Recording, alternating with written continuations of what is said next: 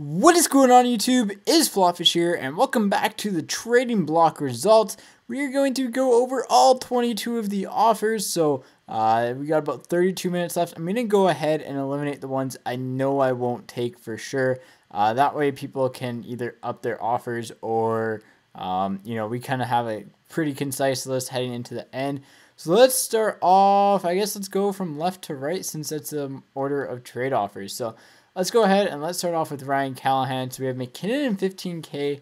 That's not a bad trade at all. I think McKinnon's worth around like 7-8K right now. That's 23, maybe a little bit more. He might be in that 10K range. I'll have to go and double check on him, but I think he's around that. So I think it's about 24K. And Evander Kane in 22.5K. Both are pretty good trades, actually. If I'm looking to get rid of Callahan, obviously, I think the Kane one trumps this one. Just pure puck-wise, it's better, and player-wise, it's probably on par. I think Kane's probably worth a little bit less than McKinnon. He might be in like the 5-6K range right now, maybe even below that. But he is on the team of the week this week, so his value should go up slightly. I think the puck value difference makes Kane the better trade here. And I really like the looks of this trade. To be completely honest, I think I'm going to take this trade right now. We'll go ahead and we'll double check on Callahan, see what he's at. Make sure it's not like too low or too high. I think it's a pretty fair trade there. So let's go ahead and let's look up left wing, or he's a right wing team of the week. NHL and Tampa Bay. I don't know if there are actually any on the market, but I think when I listed him up, his last price sold was about 32K. So yeah, 31 to 31K, 32K last price sold. I think that's a fair deal both ways because Kane's probably worth about the same. You might be getting a slight benefit of the deal there. I don't think it'll be quite as good. Let's check out McKinnon while we're here too as well. I think McKinnon's in that 6, 7, 8K, a little bit above that range. So yeah, I think that I like the Kane trade regardless because I do want to pick up an Evander Kane for my all-time Giants team, which is he's in the team of the week this week, so I actually want to get that copy. But it'll also help me do the Winnipeg collection, which will be cheaper to do than the Colorado collection, and still has the same amount of players I want to use. And yeah, McKinnon's actually fairly low. McKinnon's price actually kind of shocks me that he's that low. I remember him being super expensive when the game first came out. Funny how some players just skyrocket and some players drop, and he's one of them that dropped this year. So I think we're going to go ahead, and that Kane trade's pretty much on value. So I think that's definitely going to be the trade we'll take. We'll wait just to see if anyone sends anything else to contemplate, but that's by far the best one there. I think we're going to end up taking that. Let's go ahead and let's look at Daniel Sedin. So first trade offer, we have Kessler, McDonough, Letang, and this seems like a really good trade. All these players have higher overalls or equal than Sedin except for Letang, and I hate playing against Letang because he's so dang good at poke checking the puck. And I have 20K in there. Realistically, I think the trade is probably dead even. I think Kessler is probably in that 30, 35K range. McDonough and Letang, they're below 20K. I think 17.5K each is probably pretty fair. So 35 plus Kessler is 65 plus Marlowe, who's probably around that 30K range, is 95, 100 in there. And you have about the 19.5K, which brings you up to 120K, which is more or less what I want for Sedin. And you have Sedin and 18 or 81.5K. Realistically speaking, this one is just worse. I like pure pucks, but at the end of the day, the players I'm getting in this one are players that I actually want to try out and use, especially Letang and Marlowe. McDonough I'll give a shot, but Kessler, I mean, I've used him. I know he's good, but he's not going to wind up on the team. So that's going to be that. Juren's last price sold, I believe, is around the 55K range. I don't want to take 45K for him. I feel like that's a little bit low, just personally speaking. Then we have Kucherov, Bishop, Virtanen, and Drysdale. So Kucherov's probably in that 15K range. Bishop's probably around that same mark, probably in the 17.5 to 20K. Puts that at 35-ish, 40 with the pucks, and then 45 in total. Right? Did I do my math right there? 35, 40. Yeah, about 45K. Again, I want a little bit more for Drouin here. And finally, We got Ryan, who's around that 7-8K range. Boyle, who's probably going to end up, there's only one up on the market. I think he'll end up in that 15-20K range, honestly, if he doesn't get another team of the week, just because he's so dominant. So his last price sold is 11K, but I do feel like that's low for him. I feel like he could be a 15-20K card. When you add Ryan 7K, we'll call them 20K, Versteeg, another 10K is 30K, and Duke, I wonder who this trade came from.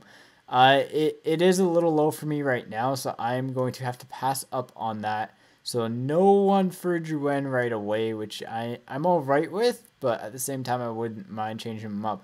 All right, so now to the big guy in Alex Ovechkin, the milestone Ovechkin. I don't even mind having to keep him because I like the way he plays in game. He's one of my favorite players, and the only reason why I put him up is just because there weren't any. I was just seeing if there were any offers that would come in. So we have Hall, Lindros, and Marleau. I don't think this trade is really insane in any ways. I think Hall's going to be what? 325 max of that, if that, maybe like 125. I don't even know what his regular goes for. I should look that up. Let's see here. And then Lindros is going to be probably 350K, somewhere around that right now. Legends have kind of dropped, and I just think that's a little bit low overall. So I'm going to go ahead and reject that safely. Lemieux straight up for him. That might not be bad. We'll have to go check to see what Lemieux goes for. Taves and Duchesne. I think Duchesne's still holding his value pretty well, so that might not be bad. Kopitar straight up. No, thank you. Lemieux straight up, so that's the first trade again. 915K and Curtis Glencross. Well, we could be Snipe City. So, Bossy, Miller, Carlson, and 165K. Now, I know this is a little bit low because someone was sending me in a Carlson yesterday, and I thought he would have been about like 50, 60K, or not 50, 60K, like 150K, somewhere in that range. But he's only like 50K. He's pretty cheap now. For someone of his like stature, he's pretty cheap. Miller's not going to be a heck of a lot. And Bossy, he just can't make up for the rest, especially with the pucks. The pucks are nice, but it's just not 915K. There's a straight up Lemieux again. Next up, Kopitar, Marleau, Gabrick, and Hurdle. Again, nothing will top that 915K offer out of those. We have Lemieux and Backstrom. So this is a little bit better than the Lemieux, than the straight up Lemieux. So we'll reject the straight up Lemieux just because we have a Backstrom with it. New trade came in of Hall, Lindros, and Movember Kessler. That might not be a bad one, the way Kessler's playing. Then we have Padan and 9K. Although he is a defensive Datsuk, he is not the defensive Ovechkin. So I'm going to have to pass on that one. Let's go ahead and let's go backwards here. So we got Hall, Subban, Bouwmeester, and Gabrick. Again, that's just not going to cut it. There's no way Bouwmeester and Gabrick make up a lot, and there's no way Subban and Hall make up like probably 800K between the two of them. We'll have to go check that one. Stamkos and Sagan. I'm just eyeballing this 50 plus Sagan's probably about what, 100? So that's probably about or 500, 600, 650. Again, I feel like I can buy them both with 950. Tavares, Gilmore, Kessel, and Giroux. 80, probably 200, 300. Again, I can buy all those for 915K. Really not a big worry there. Voracek, Perry, I can buy all of those for the 915K. This is pretty easy. Ooh, there we go. There's a good one. That's right, boys. This is one I'm actually looking forward towards. There's two cards in here that I actually want. And this one, we'll just go through and reject this one right away because I know I won't be accepting that one. So what does that leave us with? That leaves us with the Glencross, the Duchesne, and the Taze, this one, and then the Getzlaf, Curry, and the 230K. Getzlaf, if he gets a Team of the Year, that card's like a 300K card minimum. The Curry is probably, Getzlaf could be a 400K if he gets Team of the Year. We'll see how the market plays out, but Curry's probably in the 200, 250K range, and he's a guy I really want to use. So that's about 550K, and then you got the 230K, which is just below 900K. However, after the tax, it might be fairly even. I'll have to go and actually check that one out. We'll have to go check out Lemieux. We'll have to go check out the Hall and the Taze. So let's go ahead, and I'm going to go ahead and jump and do that. So we've got 8 trades left, which isn't bad at all. Let's go ahead and get to the right area here. So let's check the haul. The haul is going to be one of the main ones here, and he is a sniper on the Edmonton Oilers. Speaking of which, the trade between them and the Canucks today, Lane for Acton. I don't know, a lot of Canucks fans just like, oh wow, we got rid of someone useful. It's just like, nah, it's super badly. Ooh, wow, Hall's actually worth quite a bit. He's worth 250K, but there's only one up on the market. It's reasonable to say he could go for 350K or so. Doesn't he has a Movember, I'm pretty sure. But let's see if his Movember is like what the price is on that. So that's 403K. I'd say 300K for his Hockey Fights Cancer is actually pretty reasonable, for sure. So that's not bad. Who else did we have? We had Taze, we had the Lemieux. So let's go ahead and let's check up on the. Well, we got Curry. We might as well while we're on snipers in Edmonton. Change to Calgary. Oh, that's like a flaw right there. It's 250K, pretty bang on right there. Let's go ahead and let's check out the man, the myth, the legend himself, Mario Lemieux, Super Mario. Looks like 700K, 650 low buy now, so probably 625, 635. So a little bit low there compared to the other one. I don't need to even check up Backstrom for that. The other Movember we do have to check is a power forward in Getzlaf. I do like these Movember cards. I think they're a really cool addition to the game. Just to, it's something that always keeps on growing, and it's kind of like a stock market. So 325K, if that's what he's going for right now, I like that. I like that pickup. So that's 312K is the last price sold, and you add in 250. So that is five. Like let's just call it for ease of math, 575, and then you add in 250. That is pretty much dead on those two trades. I will say I like having the pucks just because it's more buying power, and then if stuff drops in market price, I'll be fine, which odds are Curry's probably going to drop a little bit. So overall, in the short term and long term, I think the puck trade is just slightly better. Where I will get burned on is tax from buying those two players up. But again, Getzlaf, as much as it'd be nice to have him, he's more someone who I'd just keep away in a collection and use the odd game on. So that might be the key point in that trade. 915K for Ovechkin seems kind of cheap. His regular goes for just over that. But it can get me some collections too, which isn't bad at all. So let's go ahead and let's check up Chicago. See what Johnny Toes is doing. See if he's doing anything good here. I think he should be solid. Let's see, two-way forward. Yes, he's about the 569K range. Duchesne's, I think he's about 200K. If I remember correctly, he's going to be in that 200K range, and that means that I will definitely pass on that trade. Just the 915K is it's too much compared to the rest. So yeah, he's 200K. Last price sold 167, so it's actually a little bit below. Yeah, by far and wide the best trade. Oh, we forgot to check up Movember Kessler too. By far and wide the best trade on the table here is going to be the 915K trade. That one is by far and wide the best. The Carlson and Hornquist, no thank you. Bouwmeester, again, that one just doesn't add up to the other ones here. We forgot to check up Eric Lindros, but this one definitely is not the best offer. This one is a 915K. We've decided not to choose this one. This one I'm still kind of torn on because, again, 325, so that's 550, 758. Is this 8K? 800K? I think it's 800K. Yeah, it's 800K. It's not as high as what I was expecting. The 915K it's better. There's no way around that. So Hall 300, Kessler. We'll have to go check up Kessler and Lindros, and then we got a decision to make between those two. But 915K seems to be the best trade. Robitaille, Burns, and Phaneuf. That, I mean, like, that's not a bad trade. We'll have to go check up that one. So I'm going to go check those two offers up, guys, and I will catch you guys when it's closer, when we got like 5 minutes left on the Callahan. So till then, guys, I'll see you in like 5 seconds.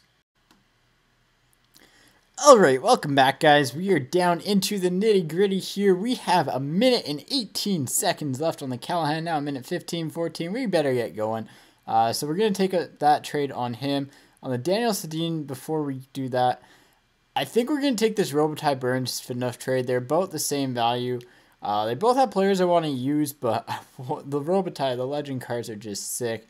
I think this one might actually be better in value in the long term, but I mean, yeah, I think that's the better trade of the two. Unfortunately for this person, they're very, very close. I think the value's on par, but I think I want to take that trade. That's my favorite trade there. Let's go ahead and let's take the Vander Kane and 22.5K there. That's a dead even trade as far as I'm concerned. Let's go ahead and let's get back to the auction house. So we got 6 offers in on Ovi here. So let's go ahead and check what they are. That is definitely not enough for Ovi, unfortunately for you. Kessel and Duchesne and 75K. Again, that's just, it's not going to be enough. We have Hall 300K, 350, which is 650, 850. That's a solid trade, but again, I feel like I can buy all of those. That's what it's going to come down to. Pacioretty, Hall, this just doesn't do the trick. Again, Ovechkin and 100K. These two are on par as far as I'm concerned. 915K straight up.